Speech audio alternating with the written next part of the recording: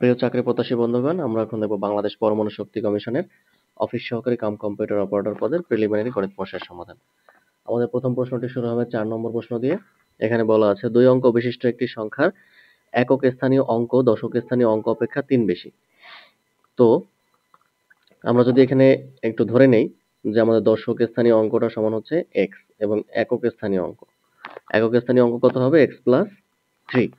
আমাদের প্রশ্নে বলা আছে একক স্থানীয় অঙ্ক দশক স্থানীয় অঙ্ক অপেক্ষা 3 বেশি। তো দশক স্থানীয় অঙ্ক x, একক স্থানীয় অঙ্ক হচ্ছে x প্লাস 3।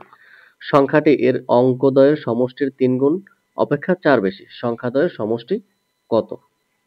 ওকে, তো আমাদের প্রথমে আমরা এখান থেকে সংখ্যাটাও বের করব আর এদের সমষ্টিটাও বের করব। তো এখানে সংখ্যাটি দশক স্থানীয় অঙ্ক, একক স্থানীয় অঙ্ক কোনটা? এটা। একক স্থানীয় অঙ্কের সাথে কিছু গুণ হবে না, দশক স্থানীয় অঙ্কের সাথে গুণ হবে হচ্ছে 10 যোগ হচ্ছে একক স্থানীয় অঙ্ক। একক স্থানীয় অঙ্কের সাথে আপনি এক গুণ করতে পারেন, গুণ করলেও যা হবে, না করলেও তাই হবে। তো এখানে হচ্ছে আমাদের 11x প্লাস হচ্ছে 3 আর হচ্ছে এটা হচ্ছে সংখ্যা, আর এদের সমষ্টি কত হবে? এদের সমষ্টি হচ্ছে x প্লাস 3। তাহলে আমাদের কত হয় 2x প্লাস 3। এখন আমাদের শর্ত মতে কি বলা আছে? সংখ্যাটি এর অঙ্কদ্বয়ের সমষ্টির 3 গুণ অপেক্ষা 8 বেশি। এটা হচ্ছে সংখ্যাটা হচ্ছে আমাদের 11x প্লাস এখানে হচ্ছে 3, 11x প্লাস হচ্ছে 3 আর সমষ্টি কত 2x প্লাস 3। তাহলে এ পাশে বেশি হচ্ছে কত? 3 গুণ অপেক্ষা 4 বেশি। তো আমরা প্রথমে এটাকে 3 দ্বারা গুণ করব, তারপর হচ্ছে আবার 4 যোগ করব। তাহলে 3 গুণ অপেক্ষা 4 বেশি হয়ে গেল। তাহলে হচ্ছে আমাদের এখানে 11x প্লাস হচ্ছে 3, 6x প্লাস হচ্ছে 9 প্লাস হচ্ছে 4। তাহলে আমাদের 11x মাইনাস হচ্ছে 6x ইকুয়াল 9 আর 4 হচ্ছে 13, 13 আর 3 এপাশে হয়ে গেল 13, এপাশে আমরা 3 বিয়োগ করে দিলাম, তারপর হচ্ছে আমাদের 10। এখানে হয়ে গেল আমাদের 5x, এখানে হচ্ছে 10, সুতরাং হচ্ছে আমাদের x সমান হচ্ছে 2। আমাদের বলা আছে প্রশ্নে জানতে চাওয়া হচ্ছে সংখ্যাটির অঙ্কদ্বয়ের সমষ্টি কত? সংখ্যাটির অঙ্কদ্বয়ের সমষ্টি হচ্ছে এইটা। তাহলে আমরা এখানে একটু দেখি, 2 দুগুণে 4, 4 যোগ 3 সমান হচ্ছে 7। তাহলে আমাদের এই প্রশ্নের উত্তরটা হচ্ছে 7 বা 7।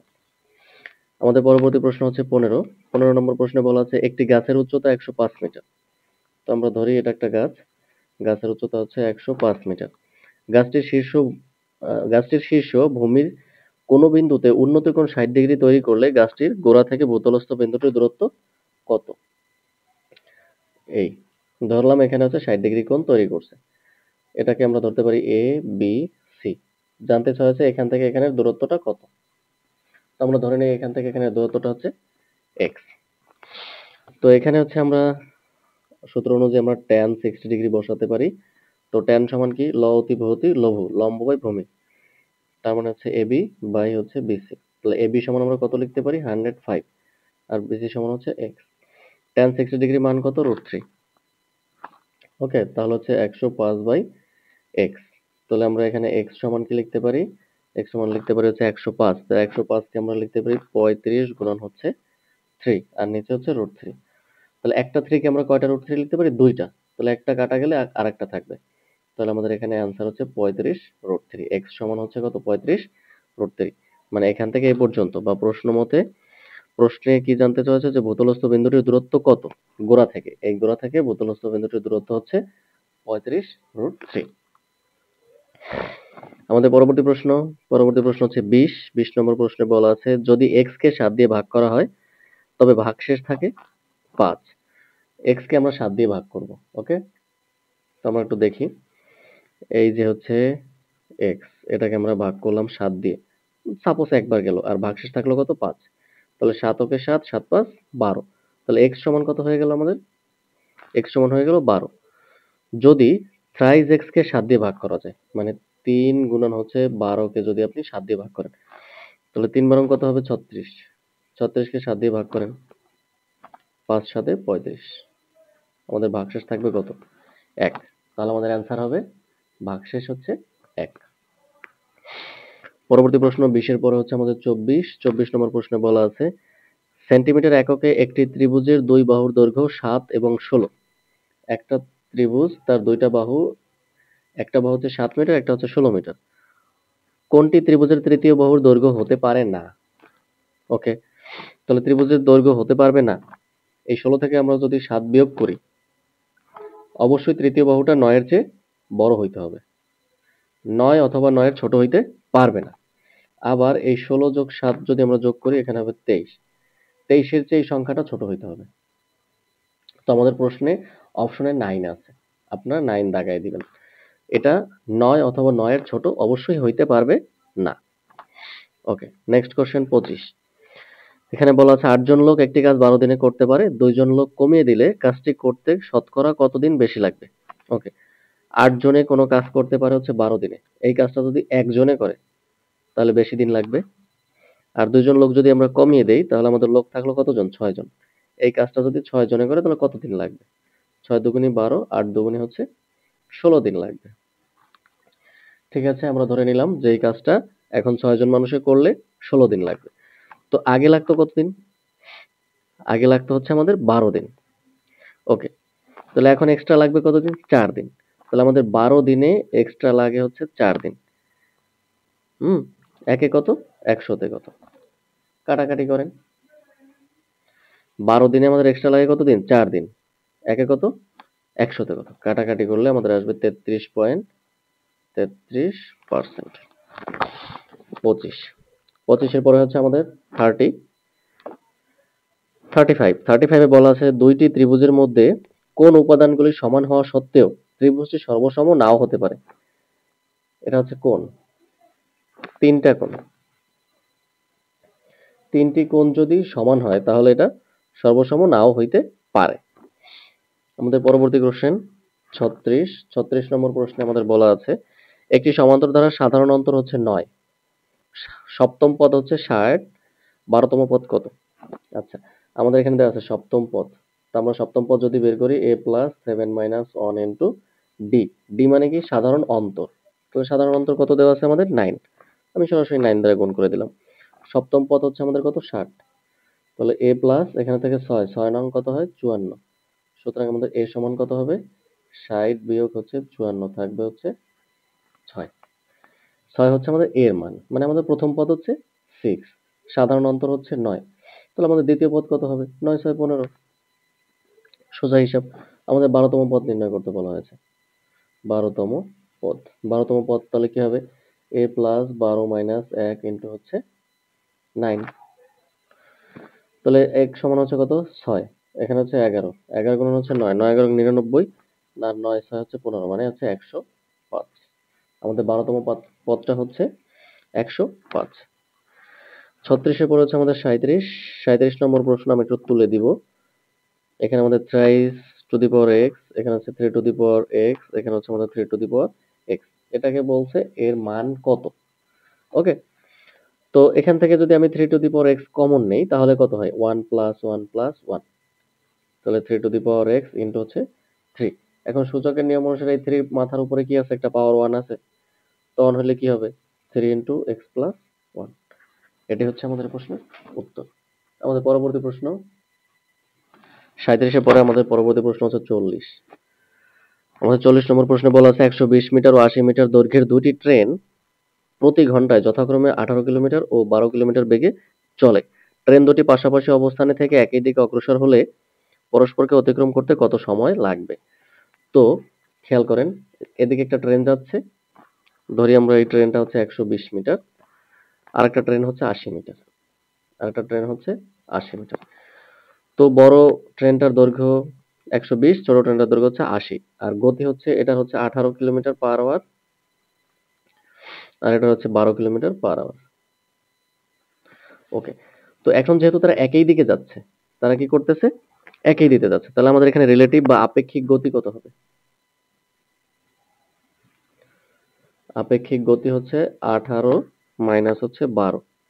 তাহলে 12 আর 6 18, এখানে কিলোমিটার পার আওয়ার, এখানে হচ্ছে কিলোমিটার পার আওয়ার, বা এটাকে আমি 5/18 দ্বারা গুণ করে দিব, একবারে মিটার পার সেকেন্ড বানিয়ে দিলাম।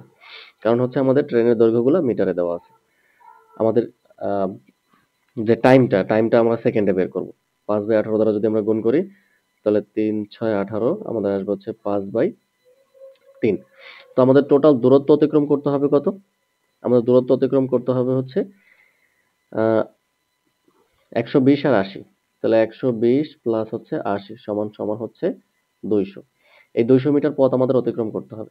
এত মিটার পথ অতিক্রম করে কত সেকেন্ডে? 1 সেকেন্ডে। এখানে বলা আছে metre per second. That means হচ্ছে কি, এত মিটার যায় 1 সেকেন্ডে। তাহলে 1 মিটার যাবে কত সেকেন্ডে? তাহলে উপরে 3 চলে যাবে, নিচে 5 চলে আসলো। আর এই 200 মিটার তারা অতিক্রম করবে কত সেকেন্ডে? 5 4 20, 3 4 12 সেকেন্ড। তো 120 সেকেন্ড মানে কত? 2 মিনিট। তার মানে একটা ট্রেন আরেকটা ট্রেনকে 2 মিনিটে অতিক্রম করবে। এটা হচ্ছে আমাদের প্রশ্নের উত্তর। আমাদের পরবর্তী প্রশ্ন, এখানে ম্যাথের সলিউশনগুলো প্রিলি হইলেও মানে ম্যাথগুলো একটু বড় বড় হওয়ার কারণে একটু বেশি সময় লাগছে। আপনারা একটু ধৈর্য ধরে দেখেন। তিনটি ধনাত্মক ক্রমিক সংখ্যার গুণফল তাদের সমষ্টির 5 গুণ। আমরা ধরে নিই ক্রমিক সংখ্যা একটা হচ্ছে x-1, আরেকটা হচ্ছে x, আরেকটা হচ্ছে x+1। এটা হচ্ছে তিনটা ক্রমিক সংখ্যা। তাহলে তাদের গুণফল হচ্ছে সমষ্টির 5 গুণ। আমরা গুণ করি, x-1 ইনটু দিব x+1 আর একটা হচ্ছে x, তাদের সমষ্টির 5 গুণ। তাহলে সমষ্টি করলে x-1 প্লাস x আর x+1 তাদের সমষ্টির 5 গুণ। তার মানে এটাকে আমরা 5 দ্বারা গুণ করতে পারি। এখানে আমাদের কত হয়? x ইনটু x-1, এখানে স্কয়ার দিয়ে দিই। তাহলে এখানে কত থাকে? এই 1 বাদ যায়, থাকে 3টা x। তাহলে 3x গুণন হচ্ছে 5, তাহলে আমাদের 3 5 15x। এই x x বাদ দিয়ে দিই, থাকে কি এখন? x স্কয়ার মাইনাস 1 সমান হচ্ছে 15 বা x স্কয়ার সমান হচ্ছে 16। সুতরাং আমাদের x সমান হচ্ছে 4। তাহলে আমাদের প্রথম সংখ্যাটি হচ্ছে 3। প্রথম সংখ্যাটা কি x-1 না? তার মানে প্রথম সংখ্যাটি হচ্ছে 3, দ্বিতীয় সংখ্যাটি 4, পরের সংখ্যাটি হচ্ছে 5। বলা আছে সংখ্যা তিনটির গড় কত? তাহলে এটা আমরা যোগ করি, যোগ করে 3 দিয়ে ভাগ করি। 4 আর 3 7, 7 আর 3 হচ্ছে 4 আর 3 7, 7 5 হচ্ছে 12, 12 কে ভাগ করব 3 দ্বারা, তাহলে 4। তাহলে আমাদের এখানে সংখ্যার গড় হচ্ছে 4। আমাদের পরবর্তী প্রশ্ন হচ্ছে 46 বা 46 নম্বর প্রশ্নে বলা আছে 10 বছর পূর্বে পিতা ও পুত্রের বয়সের অনুপাত ছিল 4:1। এটা হচ্ছে 10 বছর আগে। তাহলে আমরা ধরে নিলাম 10 বছর পূর্বে পিতার বয়স হচ্ছে 4x আর পুত্রের বয়স হচ্ছে শুধু x। আচ্ছা, 10 বছর পরে পিতা ও পুত্রের বয়সের অনুপাত হবে 2:1। তাহলে বর্তমানে কত? বর্তমানে কার কত বয়স? এটা আমরা একটু দেখি। এটা হচ্ছে 10 বছর পূর্বে, তাহলে বর্তমানে কত? বর্তমানে হচ্ছে 4x প্লাস 10। এটা হচ্ছে পিতা, আর পুত্রের বয়স হচ্ছে x প্লাস 10। ওকে, তাহলে 10 বছর পরে, 10 বছর পরে তাদের বয়স কত হবে? পিতার বয়স হবে 4x প্লাস হচ্ছে 20, এই 10 এর সাথে আরো 10 যোগ হবে। পুত্রের বয়স হবে কত? x plus 20। আমাদের প্রশ্নে বলা আছে এইটার অনুপাতটা হচ্ছে 2:1। তাহলে আমাদের হচ্ছে 4x প্লাস 20 ডিভাইড বাই হচ্ছে x প্লাস 20, এর অনুপাত হচ্ছে 2/1। এখন আমরা আর গুণ করি, আর গুণ করলে আমাদের কত হয়? 4x প্লাস 20 সমান হচ্ছে 2x সমান হচ্ছে 20 দুগুণে 40। 4x থেকে 2টা x গেলে থাকে 2, আর এই 40 থেকে 20 গেলে থাকে 20। তাহলে আমরা x সমান হচ্ছে 20/2 সমান হচ্ছে 10। x সমান কত পেলাম? 10। আমাদের প্রশ্নে বলা আছে পিতা পুত্রের বয়সের পার্থক্য কত? বর্তমান বয়সের পার্থক্য কত? তাহলে এটা হচ্ছে তাদের বর্তমান বয়স। এই যে, তো বর্তমান বয়স দেখি পার্থক্য কত হয়। পিতার বয়স হচ্ছে 4 10 40 আর 10 50, আর পুত্রের বয়স হচ্ছে 10 10 20। তাহলে তাদের বয়সের পার্থক্য হচ্ছে 30 বছর। এটা হচ্ছে আমাদের 46 নম্বর প্রশ্নের উত্তর। 46 এর পরে হচ্ছে আমাদের 50। আমাদের 50 নম্বর প্রশ্ন বলা আছে ক, খ ও গ এর বেতনের অনুপাত হচ্ছে 7:5:3। 7:5:3 বেতনের অনুপাত। তাহলে আমরা এখানে প্রত্যেকটা x ধরে নিই, যে ক এর বেতন 7x, খ এর বেতন 5x আর গ এর বেতন হচ্ছে 5x। খ গ এর চেয়ে 222 টাকা বেশি পায়। খ গ এর চেয়ে তাহলে কত টাকা বেশি পায়? 222 টাকা। ওকে, তাহলে আমরা এখানে 5 থেকে 3 গেলে থাকে 2, 2 দ্বারা ভাগ করলে আমাদের কত হবে? x সমান হচ্ছে 1 1 1। ওকে, আমরা এক্স এর মান পেয়ে গেলাম। এখন হচ্ছে ক এর বেতন কত? ক, এই যে ক এর বেতন, তাহলে 7 ইন্টু 1 1 1, তাহলে 7 7 7, ক এর বেতন হচ্ছে 777। এটা হচ্ছে আমাদের এই প্রশ্নের উত্তর। আমাদের পরবর্তী প্রশ্ন, হচ্ছে 51 নম্বর প্রশ্নে আমাদের বলা আছে একটি আয়তাকার ক্ষেত্রের দৈর্ঘ্য 30% বৃদ্ধি এবং প্রস্থ 30% হ্রাস করলে ক্ষেত্রফল শতকরা কত পরিবর্তন হবে? তো আমরা দৈর্ঘ্য ধরি হচ্ছে 10, প্রস্থ ধরি 10, তাহলে এটার ক্ষেত্রফল কত? ক্ষেত্রফল হচ্ছে 100। এখন বলা আছে দৈর্ঘ্য যদি 30% বৃদ্ধি পায়, এই দৈর্ঘ্য 30% বাড়লো, তাহলে দৈর্ঘ্য 30% বাড়লে হবে 130/100, তাহলে কাটাকাটি করি, থাকে হচ্ছে 13। আর প্রস্থ হচ্ছে 30% কমে গেছে, তাহলে থাকলো কত? 70%, তাহলে থাকলো হচ্ছে 7। তাহলে এখন এই দুটোর ক্ষেত্রফল কত হয়? এই দুটোর ক্ষেত্রফল করলে হয় 91 বর্গমিটার। ওকে, তাহলে এখন এই দুটোর মধ্যে ডিফারেন্স করি, ডিফারেন্স করলে আমাদের হ্রাস পাইছে কত? 9%, কারণ এখানে তো শতকরা আছেই, এজন্য হচ্ছে আমরা ডিরেক্ট পার্সেন্টেজে চলে আসতে পারি, এতে ক্ষেত্রে আমাদের কোনো সমস্যা নেই। তাহলে হচ্ছে আমাদের এখানে কি হইলো, যে ক্ষেত্রফল শতকরা কত পরিবর্তন হবে? ক্ষেত্রফল শতকরা 9% হ্রাস পাবে। আমাদের পরবর্তী প্রশ্ন হচ্ছে 54 বা 54 নম্বর প্রশ্নে আমাদের বলা আছে একটা লগের অঙ্ক, log 4, আর এখানে আছে আমাদের 64। তো আমরা এখানে কি করতে পারি, এই log 4 64 কে আমরা 4 টু দি পাওয়ার 4 হচ্ছে 64, এভাবে আমরা লিখতে পারি। তো সূচকের নিয়ম অনুযায়ী এই পাওয়ারটাকে আমরা বাম পাশে নিয়ে আসি, এখানে আমাদের থাকলো log 4, তাহলে 3 ইন্টু 1, এটা সমান আমরা কি লিখতে পারি? 1 লিখতে পারি। তাহলে এটার অ্যান্সার হচ্ছে কত? 3। এটি হচ্ছে আমাদের প্রশ্নের উত্তর। আমাদের পরবর্তী প্রশ্ন হচ্ছে 60। আমাদের 60 নম্বর প্রশ্নে বলা আছে একটি রম্বসের একটি কর্ণ 10 মিটার এবং এর ক্ষেত্রফল হচ্ছে 120 বর্গমিটার হলে রম্বসটির পরিসীমা কত? আচ্ছা, আমাদের দেওয়া আছে কি রম্বসের ক্ষেত্রফল। আমরা জানি রম্বসের ক্ষেত্রফলের সূত্র হচ্ছে কি হাফ ইন্টু কর্ণদ্বয়ের গুণফল। একটা কর্ণ D1 ধরি, আর একটা কর্ণ আমরা D2 ধরবো। তাহলে ক্ষেত্রফল হচ্ছে আমাদের কত? 120, এটা হচ্ছে আমাদের হাফ। একটা কর্ণ দেওয়া আছে আমাদের 10 মিটার, আর একটা কর্ণের মান আমাদের দেওয়া নেই, তাহলে এটা হচ্ছে 5, কাটাকাটি করলাম, 5 দুগুণে 10, 4 5 20, 24। তাহলে সুতরাং আমাদের D2 সমান হচ্ছে 24। আমরা কর্ণের অন্য একটা রম্বসের অন্য একটা কর্ণ পেয়ে গেলাম, একটা কর্ণ হচ্ছে 10 আর একটা কর্ণ হচ্ছে 24। ওকে, এখন হচ্ছে আমরা রম্বসের বাহুর দৈর্ঘ্য বের করব। তো বাহুর দৈর্ঘ্যের একটা সূত্র আছে, সূত্র হচ্ছে হাফ ইন্টু রুট ওভার একটা কর্ণ স্কোয়ার প্লাস হচ্ছে অন্য আর একটা কর্ণ।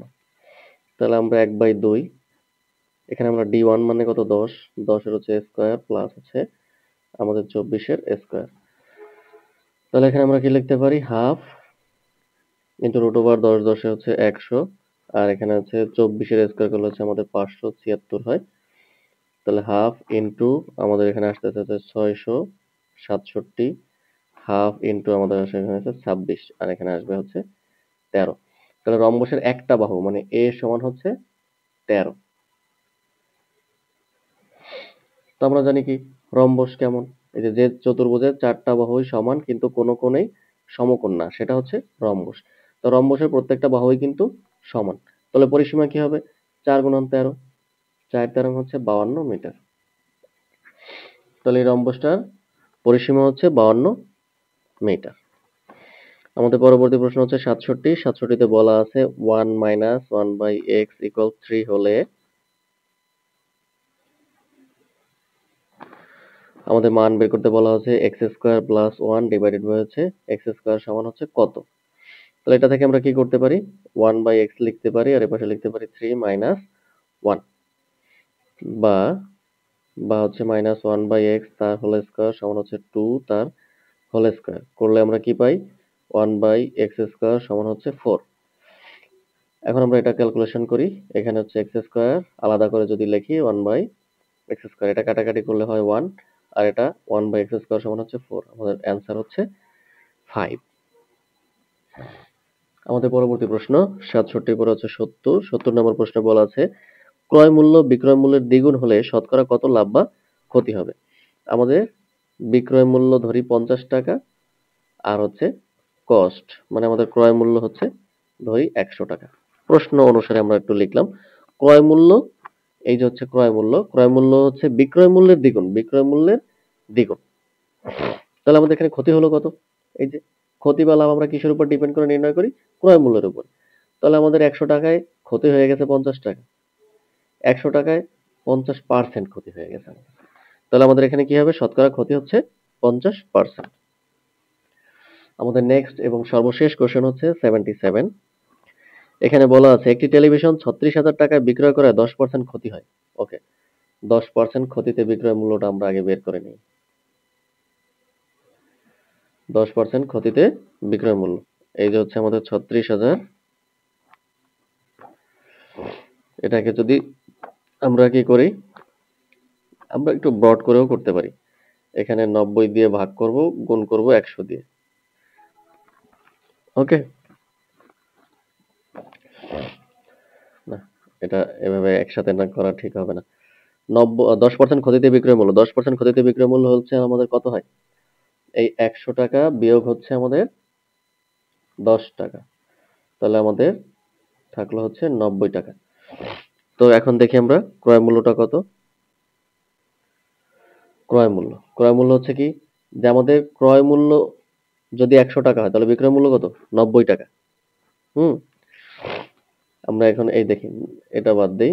90 টাকা বিক্রয় মূল্য হলে ক্রয় মূল্য 100 টাকা। 1 টাকা বিক্রয় মূল্য হলে ক্রয় মূল্য কত? 100/90 টাকা, আর হচ্ছে 36,000 টাকা। 36,000 টাকা বিক্রয় মূল্য হলে ক্রয় মূল্য কত? 36,000 দিয়ে গুণ 9, 1 শূন্য শূন্য কাটি, 3 নং 7, 4 নং 36, 440,000।